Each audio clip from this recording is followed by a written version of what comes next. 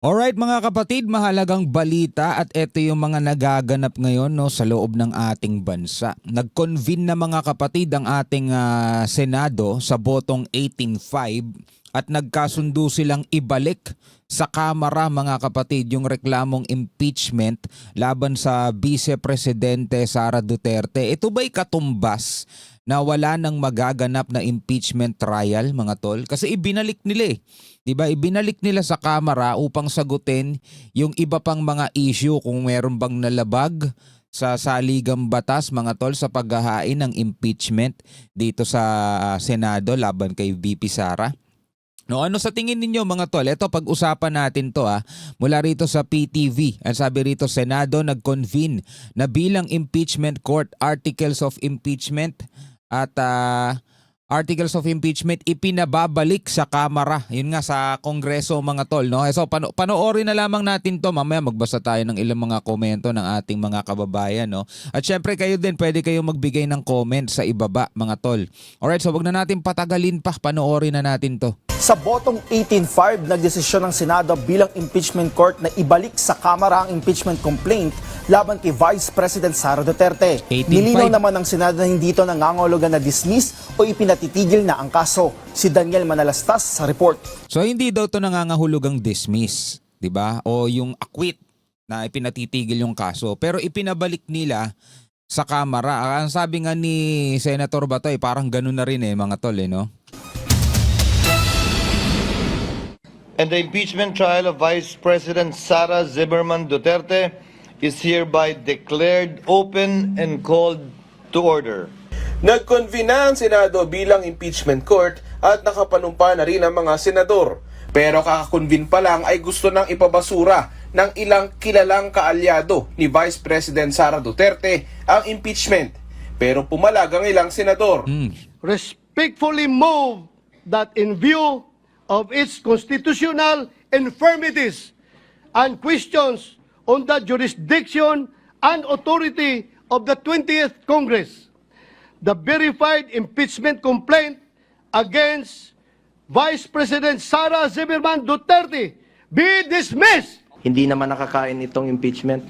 Ang tanong nila kung makakain ba daw itong impeachment process, pero marami namang bagay sa buhay na importante rin na hindi nahahawakan, tulad ng hustisya. Ang hustisya, motion actually is unconstitutional. Pero nang tumayo si Senador Alan Peter Cayetano, dito na nabago ang motion na mula dismissal o ibasura, napunta na ngayon sa pag-remand o ibabalik ang articles of impeachment sa Kamara. Naging mainit ang pagtatalo ng mga senador sa usapin na kalaunan umabot na sa botohan. Sila nagtatalo-talo. Pag dinismiss natin ito ngayon, maibabalik din nila, Senator Bato. I-file din nila. Pagka naman hindi natin dinismiss, doon din ang mangyayari. Pag niremand natin, may mangyayari. May malalim na pag-iisip ng mangyayari dito. Hindi po madidelay ang impeachment trial. Hindi po maaapektuhan ang impeachment trial sapagkat ibabalik po natin sa kanila at sasabihin natin, meron ba itong verified complaint na ito? 18 senador ang pumabor para aprubahan ang motion na naglalayong ibalik ang articles of impeachment sa Kamara. 5 lang ang kumontra. Pero sa motion ni Cayetano, nilinaw ding hindi dinidismiss ang impeachment o pinapatigil, pero may 2 kondisyong nakalatag. The House of Representatives certify to the non-violation of Article 11, Section 3, Paragraph 5 of the Constitution, which provides that no impeachment proceeding shall be initiated against the same official more than once within a period of 1 year. Wala na. Dito pa lang sa umpisa may nilabag na agad ang Kamara Di ba ito nga yung sinisitang issue mga tol? Dahil ilang beses nagsampa ng impeachment sa loob ng 1 taon, which is yun ngayong kine-question ng kampo ni VP Sara, di ba?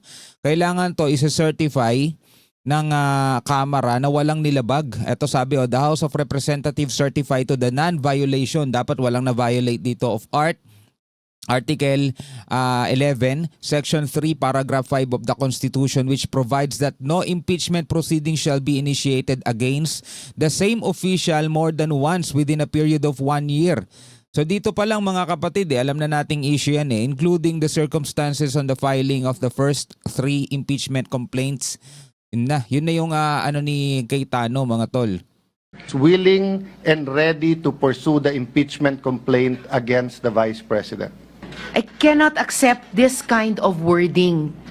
It is dangerous and disingenuous. Wala pong remand o return sa konstitusyon.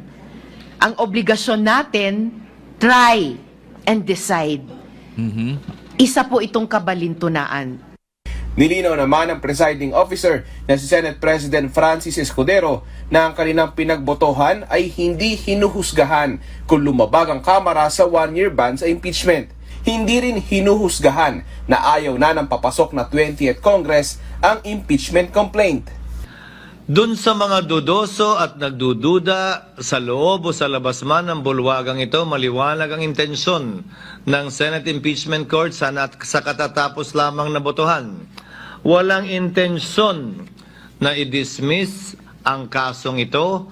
Ang intensyon ay mabigyan ng pagkakataon ang mga prosecutors na sumagot sa ilang tinuturing mga katanungan. Sa kabila ng So para lang matiyak nila kung talaga bang malinis ang kanilang gagawin mga tol. Well, hindi natin alam kung ano ang kanilang mga nasa isip. Pero sa tingin ninyo, matutuloy pa ba mga tol ang impeachment na yan?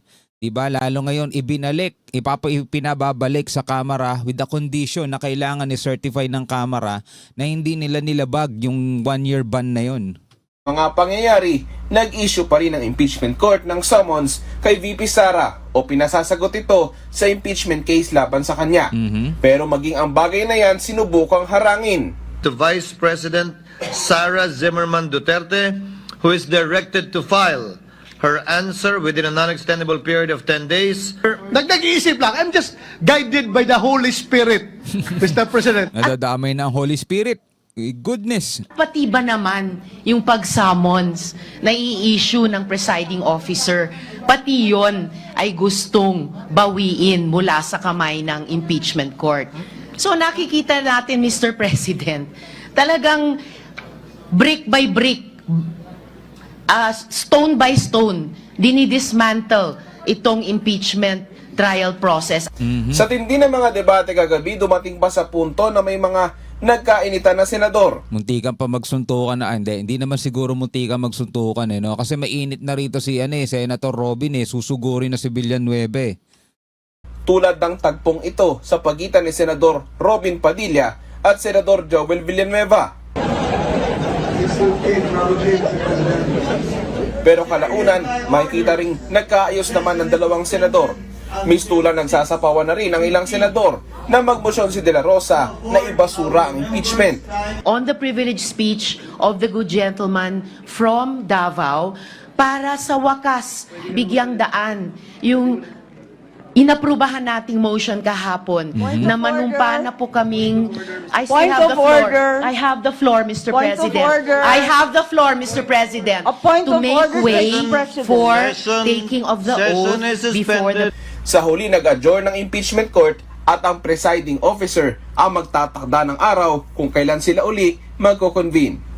Daniel Manalastas para sa... Ayun na nga mga kapatid, ipinababalik nga sa Kamara yung impeachment complaint na to laban kay VP Sara mga kapatid. Pero ano sa tingin ninyo? Matutuloy ba ang impeachment? Pero sabi kasi hindi naman ito dismissal. Well, sabi hindi naman daw yan dismissal o hindi naman yan pagtitigil. Pero ito'y itutuloy daw nila sa 20th Congress. Pero ano sa tingin ninyo mga kapatid?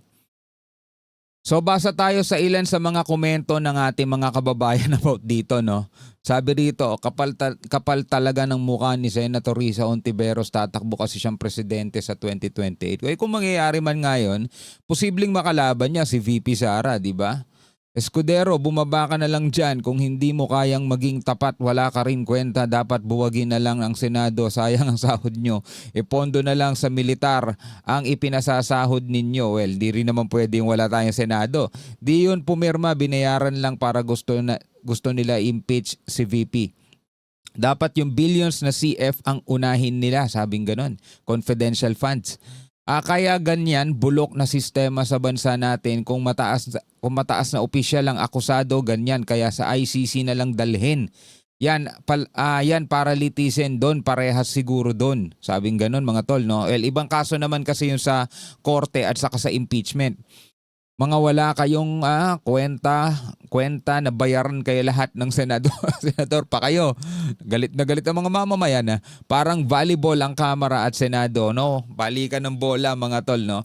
No, meron kasi talagang mga gustong ma-impeach si VP Sara kasi nga ito yung magiging parang malaking hadlang para sa kanila dahil pag ito si VP Sara tumakbo ng 2028 as president ay hindi natin alam mga tol, malakas din naman talaga mga Duterte, di ba? Pero pag siya ang nanalo sa 2028 bilang presidente, ewan natin kung yan ay iboboto ng sambayan ng Pilipino, pero kung sakasakali man malaki talaga ang magbabago sa ating bansa, pati policy magbabago. Siguro mga tol, kung ngayon nakikipaglaban tayo sa West Philippine Sea, sa China at iginigiit natin yung ating karapatan, baka magbago rin yun mga tol. Hindi ko naman sinasabi na gano'n ang gagawin pero nakita naman natin mga tol di ba Duterte malapit yan sa China. Mukhang gano'n na nga rin talaga ang mangyayari. So may mga gusto siyang ma-impeach para hindi na siya makatakbo. At may mga pumipigil naman sa impeachment. At kung ano man mga kapatid ng kanilang mga kadahilanan, sana malinis ang kanilang mga konsensya. Diba? So hanggang sa muli, ako nga pala si Shobaldi. Peace out.